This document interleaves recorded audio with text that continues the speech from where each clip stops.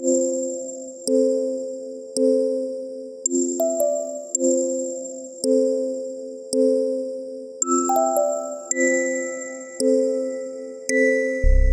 you back up to that reading where you can edit it down here and make any changes that you need to make for it. And it will take you back where you left off. And just in case any of you didn't know, if you're entering your readings through here and you've either got somebody on a list you don't have a reading for something, you can hit enter and it will just skip them and let you go back and put them in later on. You can go back and edit one of those if you find the reading further down the list though, and you can just enter it for the first time and it will take you back down once again where you left off originally. So initially, as you're putting in the readings, this is one way to edit the readings, is just to edit them as you're putting them in, and then save and close to get them on the screen for you to apply them later on. Now, if you're going through the reading process, right here's the group I just put in, so I'm going to go ahead and choose to do a verify. I got some kind of high readings here, so some of these were probably wrong. So there's a couple different ways you can edit these. Of course, one is by going to the customer account and pulling up the account, which we'll just go ahead and use. Excuse me a second. We'll go and use account 1004 and 1006 as our guinea pigs. So the reading on this one, as we can see, was previous reading of 0, so this 184 was probably bad. So we can come over here to edit readings, and we can just highlight the pink area here, and we can just change it to what it needed to be. Now, you can change the uses if you want to, but if you're going to go ahead and do an apply process afterwards, it'll refigure the usage for you. So you really don't have to edit this over here, just make sure that the reading itself is correct. Now, another way of doing it, if you don't want to do it through the account, you can actually go into the process reading screen under reading entry and highlight the batch, and you can edit it here as well to get the readings you wanted. Now this one it's a little harder this way because you have to really know what the reading was. If what you had was wrong and you were just going to try to guesstimate it, you probably can't do it through this screen because you can't see the previous reading information on here, just what the entered reading was. So I probably did those two backwards, should have done the 104 through there. But you can either way edit them in basically the same route. You're just going to change the reading that you want it to be and make sure it's right, and you can go back and do more verifies if you needed to, or things like that. Now, I'll go into the verify so you can see that.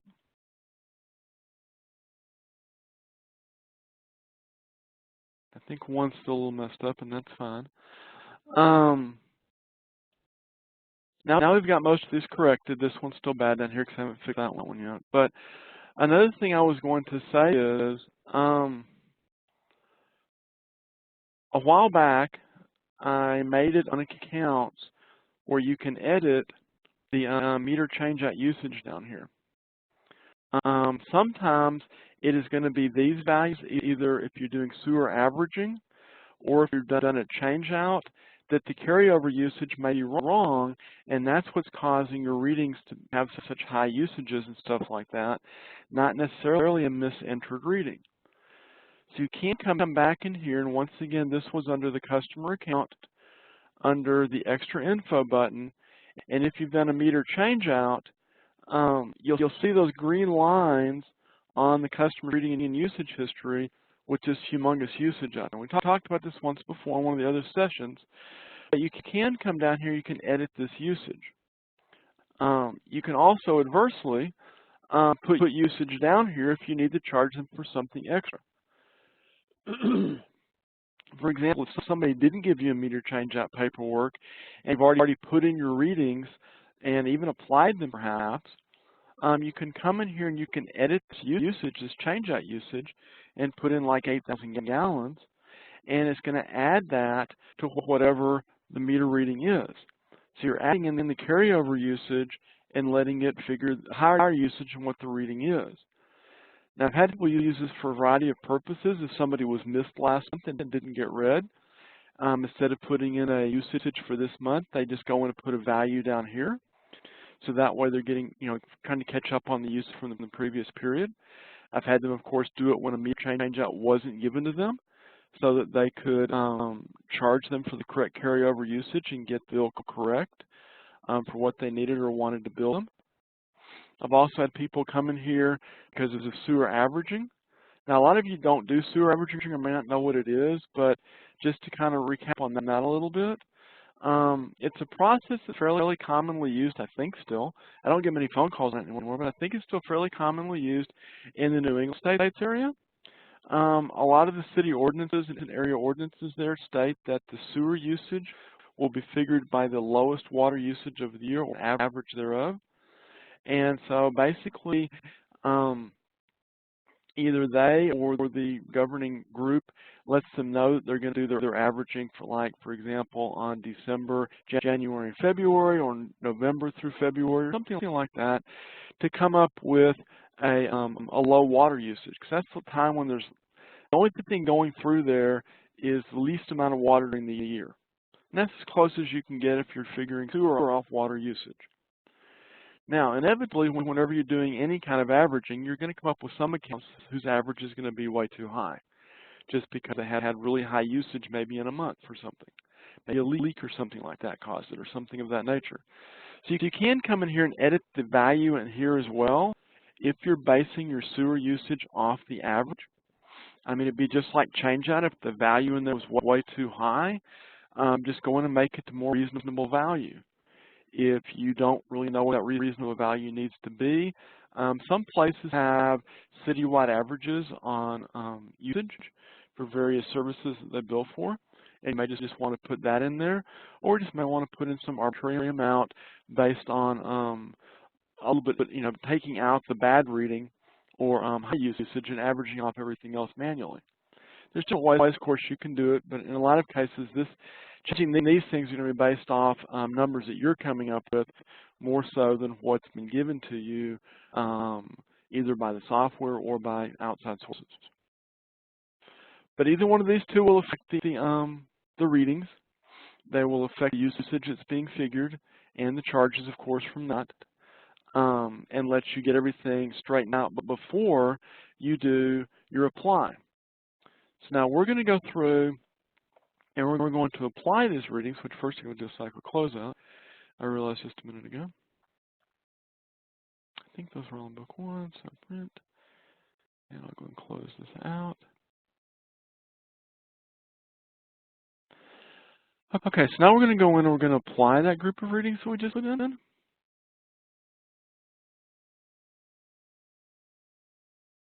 And at this point, we're going to catch that, oh, we missed this person. This person should probably have 200,000 units of usage. So we're going to go look up account 108, or 1008, I believe it was. And we can do the same exact thing that we did before. We're looking here and realize, oh, we just messed this one up completely. Now,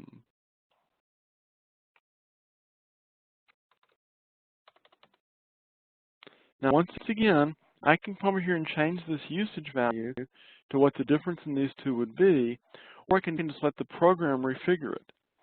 I'm kind of lazy when doing things like this. If the program can do it for me, I'm going to let it do it. I'm just going to try to make sure the reading's right. So at this point, I've already applied this reading. It's here in yellow. As you all well probably know, we can't delete this and start all over again because it is applied. The only thing you can delete are the pink lines, the just entered ones. So we have in the system, in case you're not familiar with it, a process called reapply. Since we're doing it just for this one account, I go ahead and type in the account number and find it. Well, as I said, reapply, then there's not a button over here for it.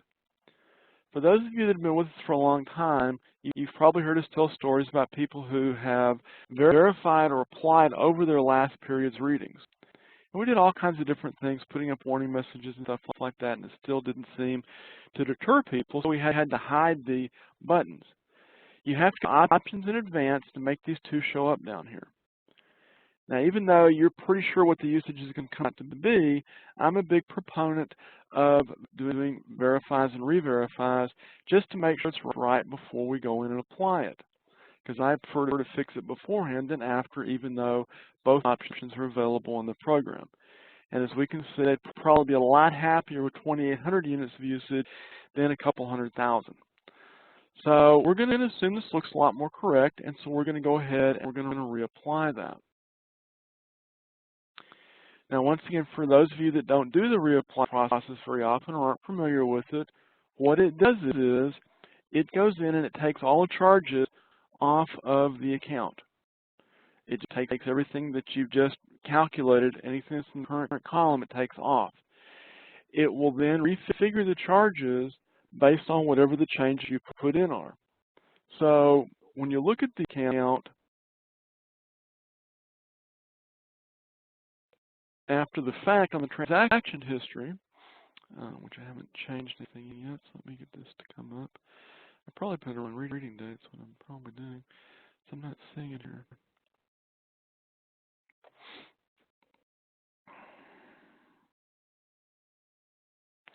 Okay, what you would see here is where it took off the charge that we just put on, and it put on a brand new charge for us based on the changes that we made. This is all in here for auditing purposes and also for period ending balance purposes so that we can keep a good audit trail on everything that we do in the system. So what we did was, this is what we were originally charged. As you can see, it's on an audit by itself. On this audit, though, it has the negative of it where it took it all back off again, and it put on the corrected amount. So when we look here at the reading and usage history, we're seeing what looks like much more reasonable numbers.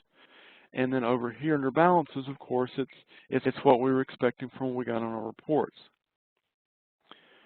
Now, the same thing can be done in a variety of things, like we talked about fixing all those things beforehand. You can do the same thing after the fact by going in and editing the change out usage or editing the sewer average, or as we did just a minute ago, editing the readings and doing a reapply and or re-verify. That can be done after the fact, or if it's for the fact, you do all your editing and just do a verify. And once you've got it all straightened out, do an apply. So all in all, that will help you get the bill correct for the accounts. Now, one thing I will throw in there real quick, our system, when it comes to billing and things on bills, needs meter readings. Plain and simple, if nothing else to show the to and from date for the bill period, we have to know when that date's going to be. So yes, you could go in and adjust the charge on an account to get them the amount that they needed to be billed in case you didn't get a reading for them, but when you print your bill, it's just going to have the previous reading date on there because we don't know when you actually billed them or read them in this period. So if you have somebody that was missed and you didn't catch it till right before you're getting ready to print the bill, so there's no time really to get somebody to go out and read them, you can go in and enter a reading on their account. You can verify and apply it for that account, even if it's just the same reading for the last period. So we're generating just a zero usage amount or a minimum charge for the customer. That way your bill is correct, and at least it gives you some revenue for that account during the month. I usually tell people usage will catch up. So if you're a little low, it's going to catch up the next billing period. The only time that's not possibly true is if you have a large allowed amount, like that minimum step on the rate code, you may have like 3,000 or 4,000 units in there. In that case, sometimes the usage won't get caught up because it gets eaten by that that minimum usage allowance. But for the most part of it, it will catch up eventually, and it's more important to get that minimum charge on there a lot of times and not stress out over the usage amounts than it is to keep trying to get the exact amount you want to bill them for, or for somebody in a quick hurry to run out and read them, hold up your billing. Anybody have any questions on that part of it? I don't see any, but if you guys do have a question, just feel free to go ahead and send it to me, the host, and I will follow up with Jimmy on that.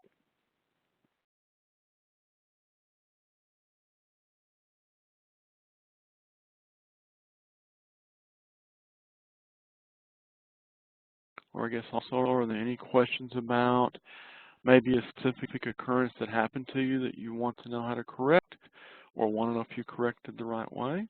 I can be happy to go over it and talk about it. But with editing of readings, just to once again recap a little bit, you can do it through the process reading screen under reading entry, highlight the group and edit it, or you can go through the customer list, pull up the account, and either edit it under enter reading over here, or you can go in extra info and perhaps change one of these values over here as you need to correct the usage. Now I'm told this way is the easiest way, and the main reason for that is you can actually see the previous readings when you're editing these, and it makes it a bit easier, especially if you're having to try to figure something out, or the meter might have transposed some numbers so that you can come up with a value.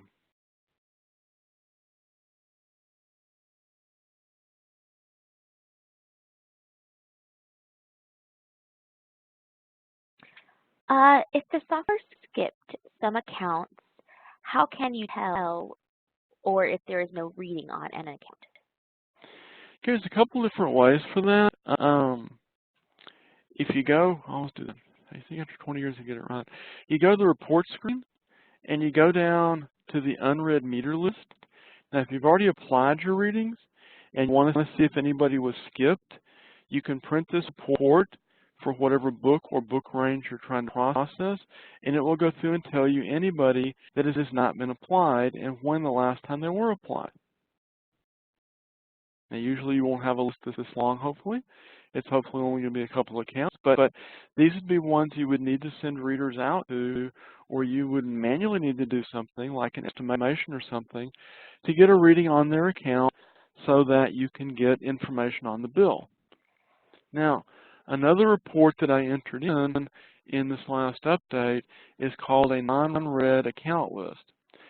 It's similar to the unread account list, except that this is designed to be used before you do your applies to make sure that everybody has a just entered reading. Now, I've always struggled with this a little bit because, and I'm not criticizing any one of you, so please don't take it wrong, but I've been on several people's systems in the past, and they have multiple just entered readings on accounts from previous periods in the field, either where something was entered in wrong or perhaps double imported from a handheld and never cleared back out or something like that. So I can't just go in and tell you who doesn't have a pink line on their account because they may have a pink line from several months back that nobody's gone in and cleaned out yet. So I'm talking with the customer one day, and I don't remember who it was, honestly, so if any of you want to take credit for it, feel free to do so. If you go in here and you tell me right before you started your meter readings this time, so let's say I started them earlier this week, and then you tell me the book range that you're doing your readings for, I can go through and tell you who does not have a just entered reading after that date. So that way you can see who was missed when your readers were out reading this time. And you can either have them go back out and get you a quick reading, or you can go through and manually put one in, either through an estimation, a use last, or something like that, to get their reading put into the system. In this case, the same group of people is going to come up because I only put readings for a handful of people there, so that you could know who you need to send out read.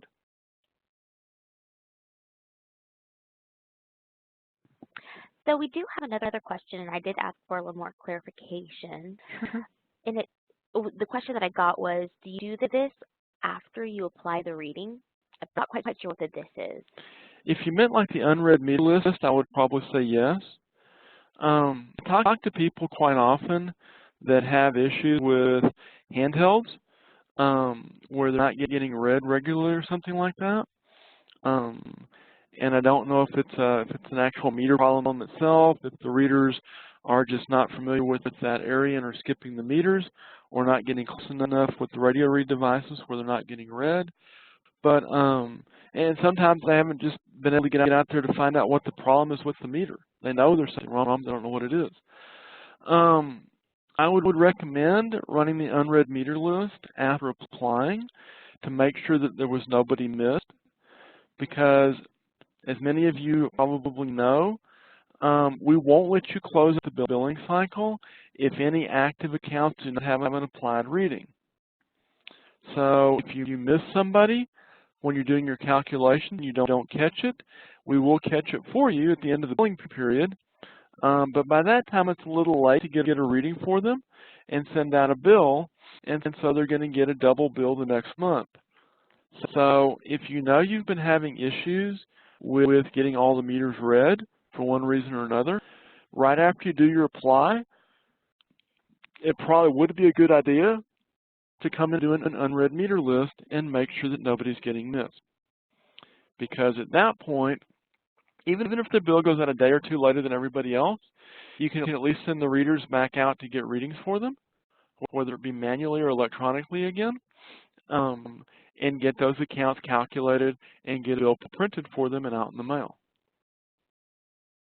Now, if you meant the non-read account list, I probably wouldn't worry about that after you've already done your apply, because really that's only designed to show you people that have a just entered reading, or rather, people that don't have a just entered reading.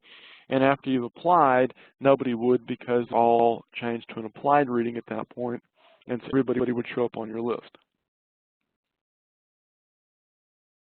And then,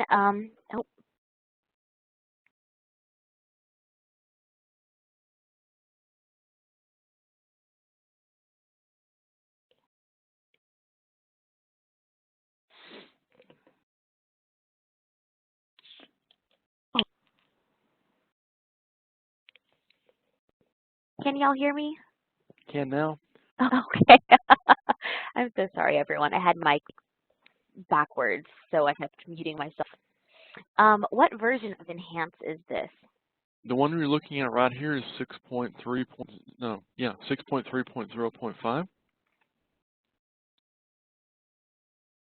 If you're not sure what version you have, you can click on Help and About, and it will tell you the database version and program version that you have.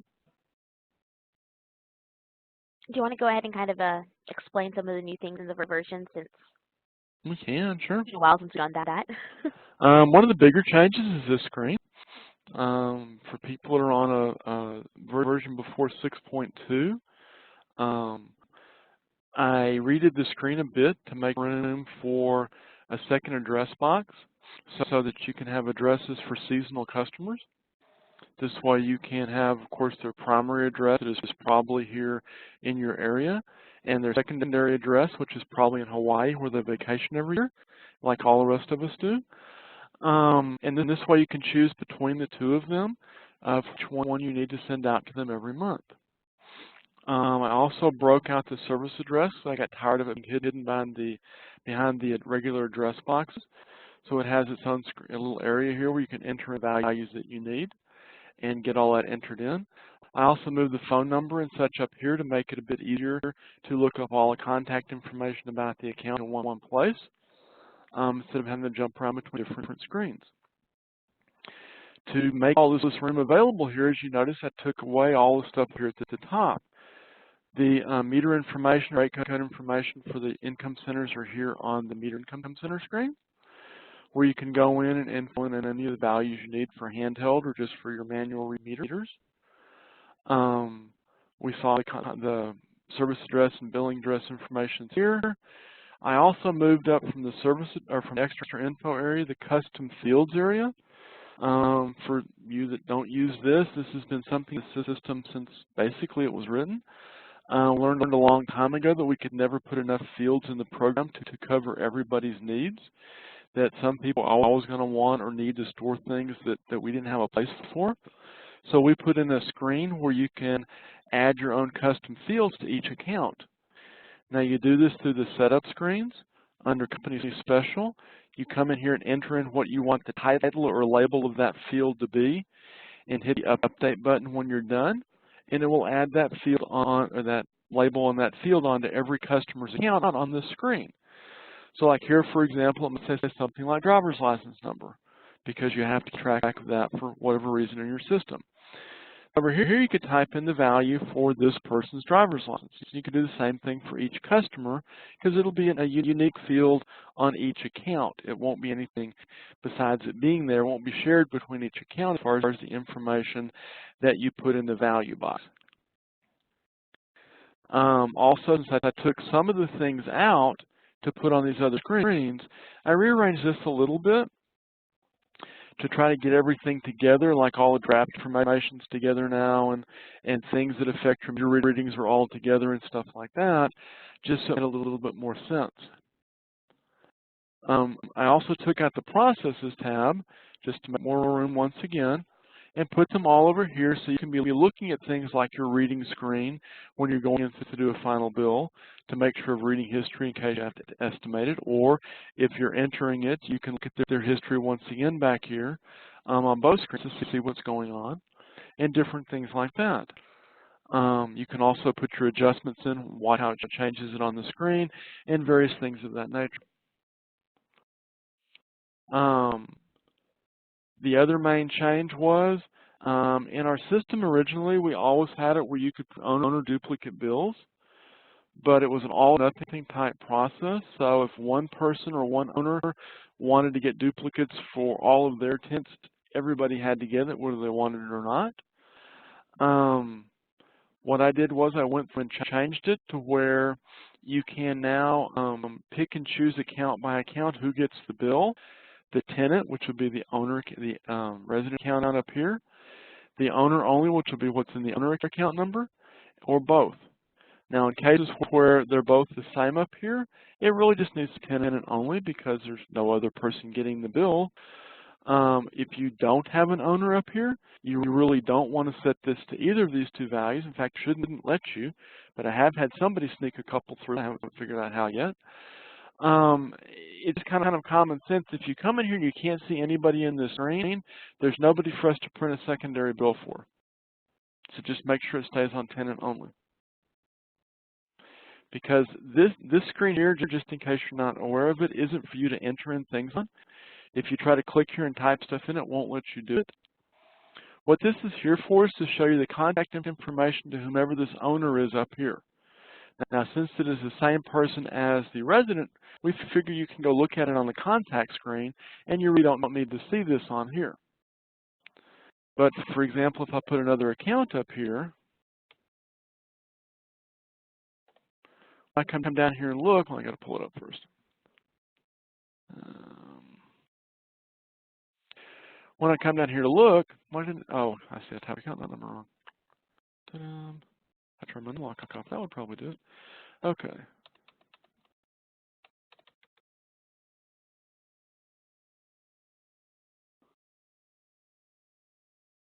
It will show you the contact information for that person.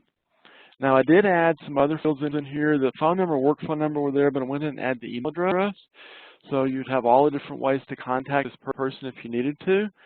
And originally, this was set up to where, well, one, you would just have the contact information for this particular account. So if you were having trouble with them, you would know who to call or who to contact to let them know that you were having issues with their renter, that you were about to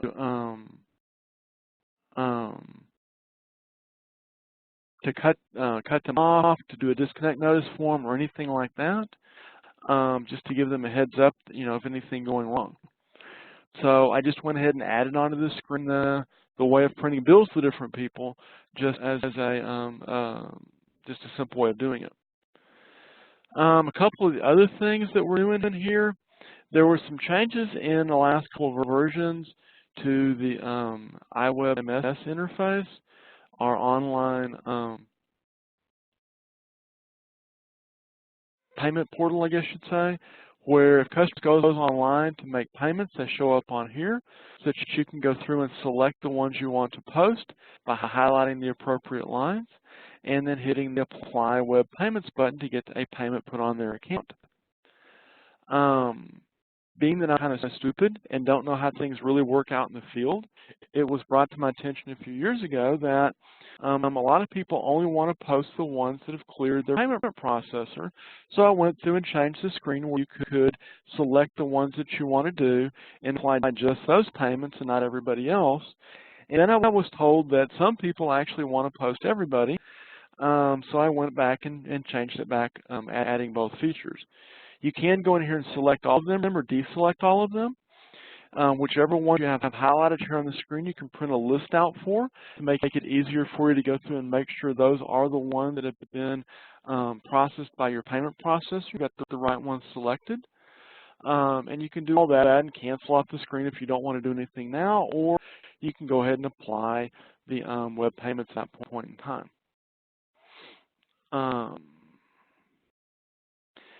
I went through and changed all of the work order reports to be let off with the word work order and grouped them all together down here at the bottom of the list. Now, the main reason I did this was most of these reports have been there for years, but they were in there as like job type history or things like that, and people didn't realize that was actually a work order report. And so they never went through to try to print them. So hopefully in this way they'll all be grouped together and make a little bit more sense of what reports we have in here for work orders. I think I have them all in this particular version, but yeah, that would be one of the changes there.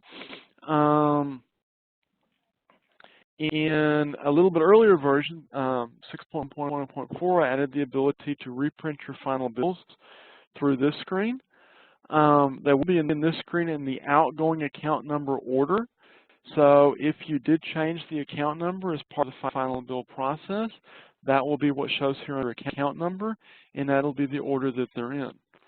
Since most people just put like a 99 or something in front of those, it'll still be relatively simple to figure out who the original account was. But if you're not sure, they also have date and the audit number in here of the final bill to help you track down which one you need to print. In this particular version, I also added the ability to print out your period summary reports. So if you lost this or didn't print it, it will be in here with the audit date and the closeout date that you did for them, where you can go in and you can reprint. Oops, I don't have this one updated, sorry. You can reprint your period closeout report so that you can see. Now this is the period summary report is a duplicate of it, not the system summary with the year-to-date column. But this is the one that at the top of the screen has it broken out by service with debits, adjustments, total debits, payments, deposit payments, and some total payments, and then has your little AR section, has the audit information and your deposit information at the bottom of that screen. I started storing in this version, so it won't have the past information in there, but in any closeout you do after you've been updated will be able to be reprinted just like the final bills, so that you can go back and get them in case they were lost or got damaged or something, just need another copy of it. Trying to think, I was thinking there's another report I added in here and I can't think of what it was now. Well, while you think, I did get another question Sure. to ask you.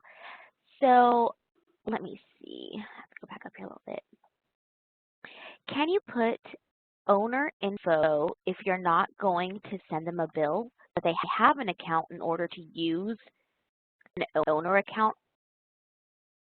You can link an owner account to a regular account at any point in time. You can always have it set to tenant only so the owner will not get a bill. One of the reasons I added that feature in there, not because of the all or nothing process, most people didn't seem to have a problem with that, but in last year I had customers call me and tell me that, hey, John Doe, who owns like 27 properties, just wants to see bills for these new people to make sure they're paying on time. And once they have their payment history kind of established, he doesn't care if he gets a bill for them or not anymore. So the main reason was to allow you to pick and choose who gets the bill for what owners. I mean, yes, you can also have an owner account on every property just to keep track of who owns who. In fact, I think I added an owner account list in here at one point in time. It may have been a custom for somebody. Looks like it was because I don't see on my list here. But I actually made an owner account list for people before to try to see who owns what properties and stuff like that. And of course, the only way you'd know that is if you had the owner account linked to it in some way. So yes, you can have the owner account up in the owner account box. You can be able to look at the owner info screen to be able to get all their contact information in case you need to contact them. And you can have it sent to go to tenant only and never worry about printing off for the owner. Does that answer your question? Or did I misinterpret it? I believe so. We hadn't gotten a response. Oh, we did get a response. Okay, but if the owner does not have an account, You can so just make a dummy account in the system. We have 9,999 books in the system, each which will hold 9,999 customers. So just pick one. A lot of people will pick a book and stick all their owners in there that are not customers, because those people are never going to get a meter reading, so they don't need them on any reports.